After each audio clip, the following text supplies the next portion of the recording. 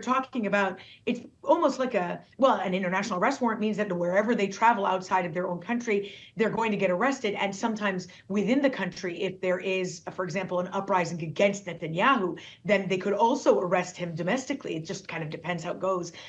Israel's not a party to the ICC, so they probably wouldn't arrest him domestically. They wouldn't recognize it. But you never know how the future holds. But that said, the timing also, these are serious. The arrest warrants, it sounds a little bit like a game, but it's not. These are very serious things, and could definitely play out negatively. But I believe that the Israeli government at this time is so focused on what's happening with the ceasefire talks and in Gaza itself that they're probably not paying much attention to it. They're hoping that the U.S. is able to push the ICC to delay.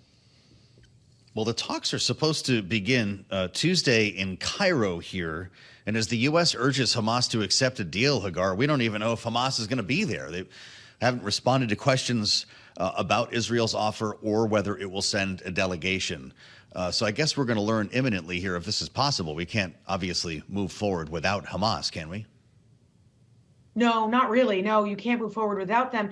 But that said, Israel is holding in its hand a very large stick, and that stick is going into Rafah. And they've made it very clear that they're not going to hold back, no matter what the U.S. or other international partners say about their desire to go into Rafah and to target the Hamas battalions and cells and leaders who they believe are still there. They've already pursued airstrikes against Rafah. They haven't pursued yet this ground invasion.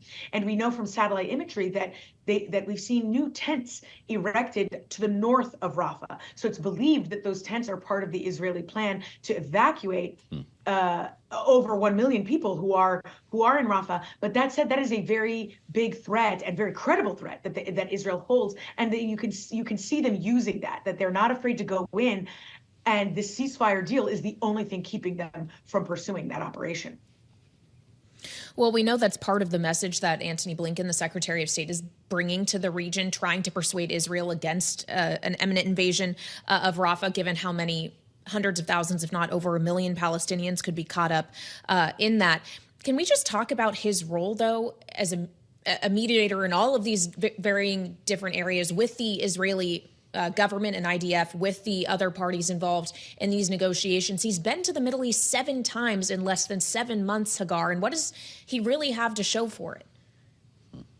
Right, it's stunning. Well, I handled the Middle East, as you know, and I can tell you one of the common frustrations is that you can travel 1,000 times and you churn your wheels and you can create policy after policy, and it can be very difficult to have any movement and break any ground. I personally wish to see from the U.S. government louder calls for the release of all hostages. But we have to remember there are apparently about 5 U.S. nationals as well taken hostage in Gaza right now, and one of whom was on the videos that were released by Hamas last week. And those videos came out only because Qatar pressured Hamas to release them, to give some kind of proof of life for individuals. And so the thing is, my answer to that is really that's just kind of how it goes. And to be fair, it would be similar whether it's in Russia or China. Those negotiations with sides that are either adversary, in this case, you've got a terrorist organization, which is even worse, are always going to be extremely difficult and tenuous.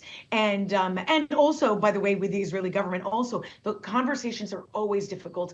And you keep seeing these, they take inches forward. They make these steps forward, but they're unable to seal these deals. But the whole point is to try and get to some negotiation. All wars end in a negotiation, and showing that kind of effort is something that they have to do, because they have to try for it, even if it's far-fetched. But I do think that this time they are nearing something real.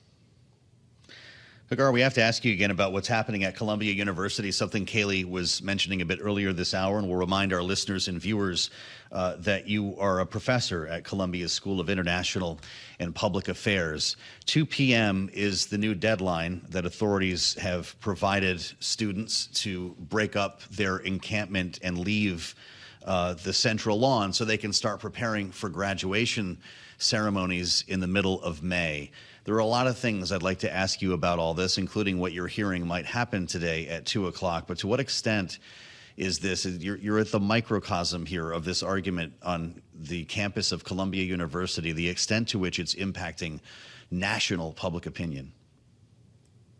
Yes. So what we're seeing is quite stunning, actually. And I really don't think any one of us could have expected things to go the way they did, with the protests at Columbia inspiring these other protests across the country, some of which have been very loud and have faced really some, you know, brutal crackdowns, if you will. I don't know if that's the right word, but where you're seeing the police arrest, and those arrests are not going very peacefully. If I could, I think that's the most accurate way I could say it. So what you have now, so on one hand, the way it's inspired these protests across the country came after Columbia invited the New York Police Department on campus to arrest the students there, and it ended up causing a backlash on campus that also inspired movements across the country. And I don't think it's going to end anytime soon. And this is the thing. I think a lot of folks hope that the professors are hoping, okay, but the summer is coming and then students are going to go home.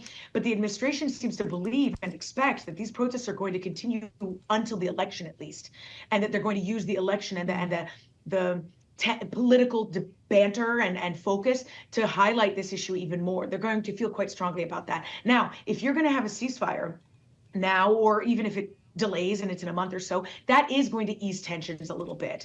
But the fact is that these protests have devolved into numerous demands. They are not just demanding divestment or for a ceasefire or against aid to Israel. They're demanding things like, at Columbia, at least, they're demanding that they get rid of the exchange program we have with the University of Tel Aviv. They're demanding, they even included demands related to Harlem residents. The divestment has to do with it's not in Israeli companies, you're talking in American companies that work in Israel, for example, Google and Lockheed Martin and things like that. These are just not very realistic demands.